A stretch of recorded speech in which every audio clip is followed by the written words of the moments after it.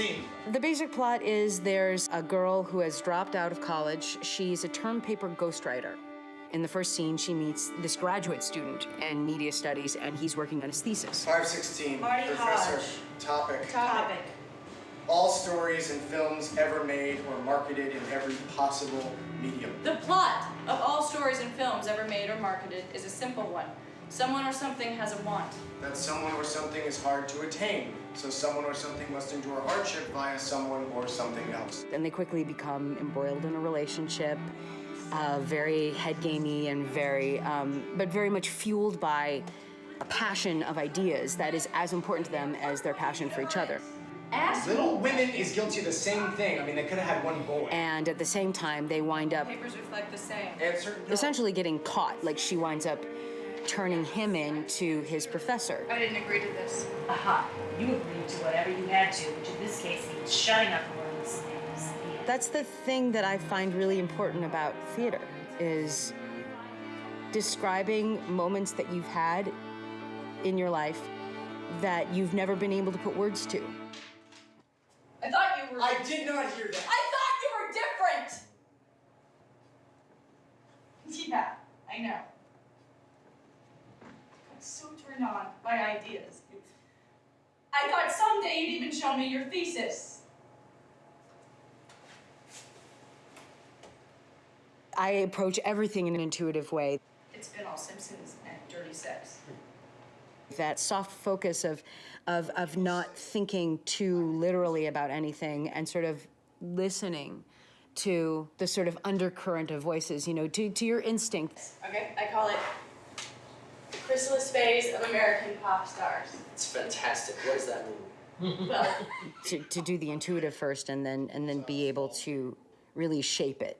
You know, that's where the magic, it's that sort of magic middle ground. We, your teachers, we strive every day to correct this. My thing, like what I did was explore people's jobs. I was obsessed with people's professions. Presence of a mentor, a teacher, is truly necessary. For a long time, I wondered if maybe that was because I'd had a lot of jobs. I have been a waitress, the way everybody has, a hostess, a legal secretary, and an event planner and fundraiser. I have been a muralist, art model, a toy demonstrator at FAO Schwartz, art director, co-producer, mask making, and of course, I've been an actor. Yeah. I think that's all expected. Yeah, and the two lines that strike me in this scene are, my subject is gone on the bottom of 90. A script is largely useless without actors and a director. You know, it's an idea. It's a starting point. I think that there's often room to take some of what I've written maybe more comically than maybe I'd envisioned it, because I envision very dark things sometimes. I mean, that I'm sort of finding that my wheelhouse is something in dark terrain. It's a dog fibula. It's not too wide. no. My work has gotten to that place where there's always, even in the most innocuous of settings, something really wrong that happens, you know, something icky, something not very nice, something perverted. You just like remembering where you've been. She grabs the tip of the bone. She'll do it. People spend a lot of time pretending that Blackout. Scene. that the capacity to do evil does not exist in them. And that really it's not until that moment where you face it that you know who you are. Sigurd goes to a drawer, pulls out the bone. How about this? Did you tell her about this?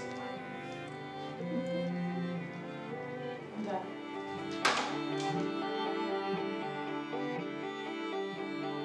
Every character at some point figures out that they have that in themselves that will let them do very, very bad things. And what happens after that, you know, that's the rest of the drama.